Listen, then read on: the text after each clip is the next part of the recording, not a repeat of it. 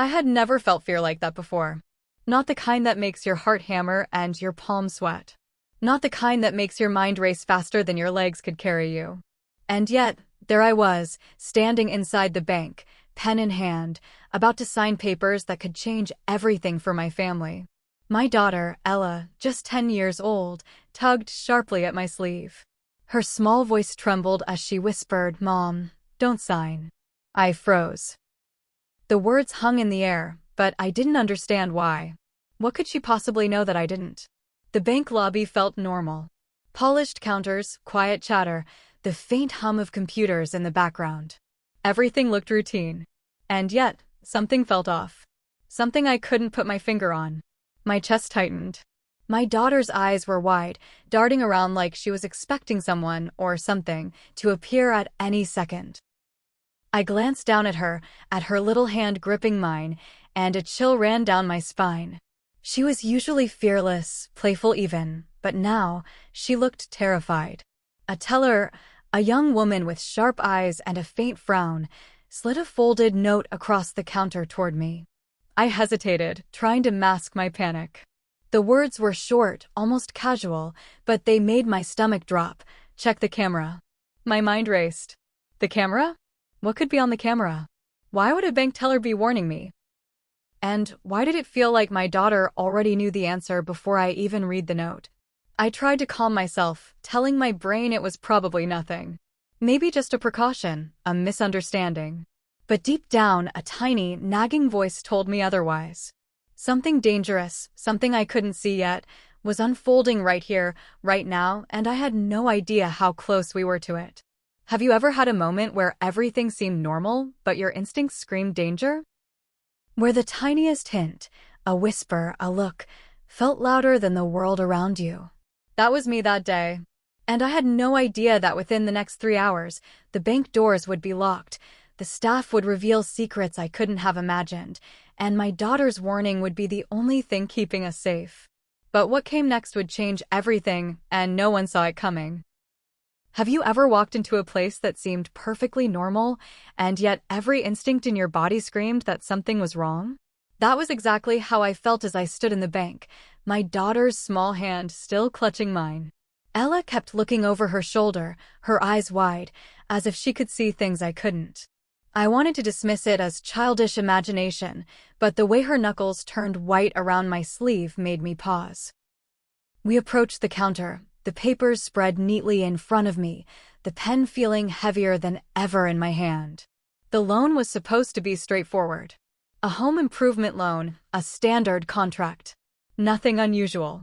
And yet I could feel the tension in the air, subtle but undeniable. Sophie, the teller, had a strange way of glancing at us, then away, like she was hiding something, like she was trying to communicate without words. Ella whispered again, "Mom. I think they're watching us." I laughed nervously, trying to shake off the fear rising in my chest. But when I glanced at the people waiting in line, at the cameras perched in the corners, even at the calm bank manager observing from his office, a strange knot formed in my stomach. Something was off. Something wasn't adding up. And then it happened. The note. A small piece of paper slid across the counter to me so quietly I almost missed it. "Check the camera." My breath caught. What did that mean? Was it just a prank, a precaution, or a warning? I felt my pulse quicken as I looked at Sophie, who gave me a barely noticeable nod, her expression tense. My daughter's hand squeezed mine again, harder this time, and I realized she wasn't just worried. She was terrified. I asked myself, what could the camera possibly show that was worth warning us about? Who was watching? And why did it feel like someone had been planning this moment long before we even entered the bank? Before I could even react, a strange movement caught my eye across the lobby. Someone in a suit had just stepped aside, glancing directly at the cameras as if testing something. And that's when I realized this wasn't going to be a simple loan signing. But what happened next would make the next 3 hours feel like an eternity, and it all started with the bank manager locking the doors. Have you ever seen something on a screen that made your stomach drop, your pulse race, and your mind spin all at once? That's exactly what happened when I leaned closer to the security monitor Sophie had pointed out.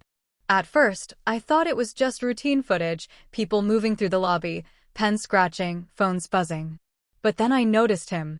A man in a sharp suit, calm and composed, standing near the corner where the cameras barely captured him. He wasn't supposed to be there. He glanced around, his eyes scanning the room as if counting the people, checking their movements, making mental notes. My breath caught. Who is he? And why did it feel like he was waiting for me? Ella tugged at my sleeve, her small voice trembling. Mom, that one. He's the one. I followed her gaze, and my stomach dropped. He didn't just watch.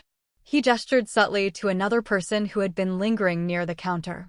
My mind was spinning. Was this some kind of scam? A fraud? Or something worse? Sophie's eyes met mine, and I could feel the tension radiating off her. She whispered, "They've been planning this for weeks." That loan? Not what it seems. Suddenly, everything clicked.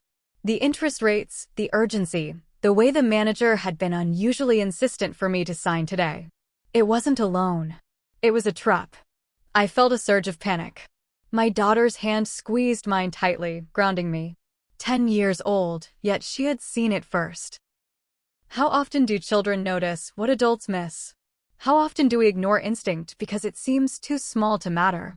I needed to act, but my options were limited. The man in the suit had disappeared from the camera's direct line of sight, only to reappear near the counter again. My heart pounded. Every instinct screamed, "Don't sign." But I had to be careful. One wrong move and we could be trapped. And then the unimaginable happened. The bank manager's voice rang out, cold and authoritative.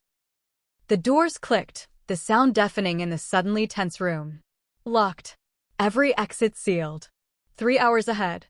And no one could leave, not until the truth came out. What we were about to discover next would shatter the illusion of safety I thought I had. Have you ever been trapped somewhere, knowing danger is close but not fully understanding what it is? That's exactly how it felt as the bank doors clicked shut behind us. The lock sounded final, echoing through the polished marble lobby, and a cold shiver ran down my spine. My daughter's small hand gripped mine tighter, her eyes wide with fear, but also with determination. She seemed to understand something I didn't yet. For a moment, the room was silent. The other customers froze, exchanging confused glances. The bank staff moved subtly, whispering among themselves, avoiding direct eye contact with me. Sophie caught my gaze again, nodding almost imperceptibly. I realized she was trying to communicate without words, a silent warning that this wasn't just about money. Minutes stretched into an unbearable tension as we were forced to sit at the counter, the loan papers still in front of me.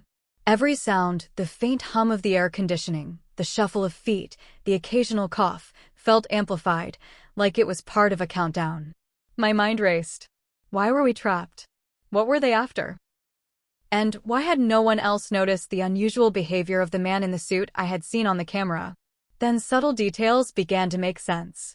The urgency to sign the papers, the interest rate that seemed almost too good to be true, the manager's insistence that everything must be completed today, it was all a setup.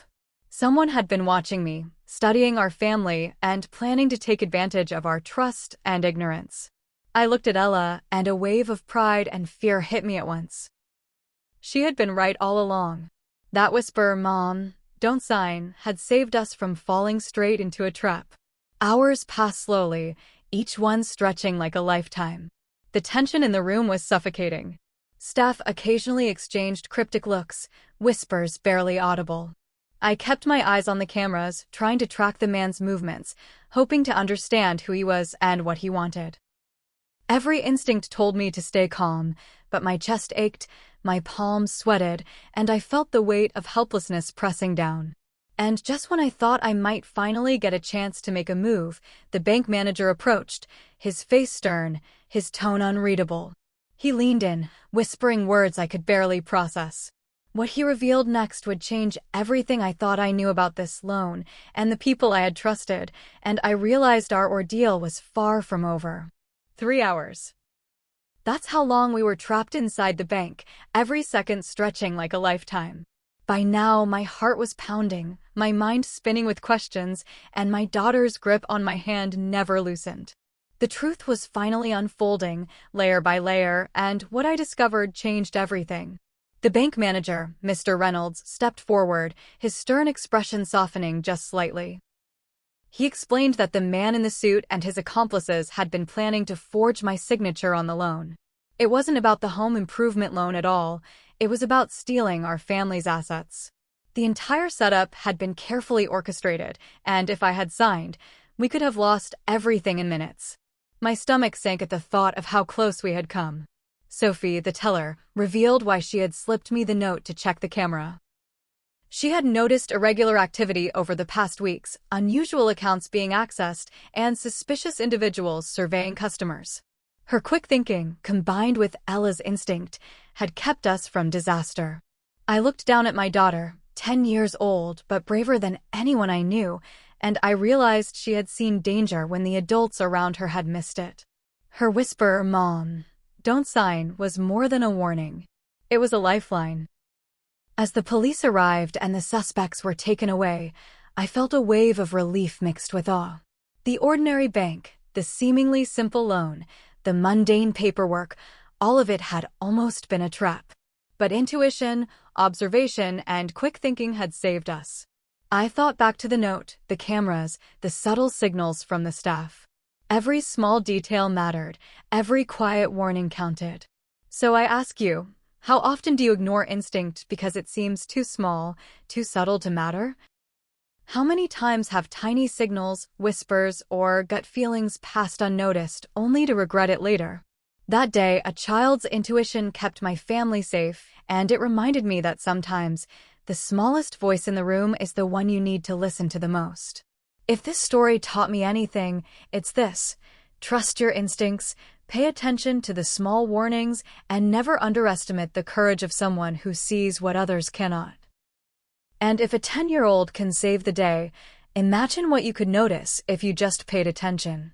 So the next time something or someone gives you that quiet warning, don't brush it off. Stop. Look. Listen. Because it might just save everything you hold dear.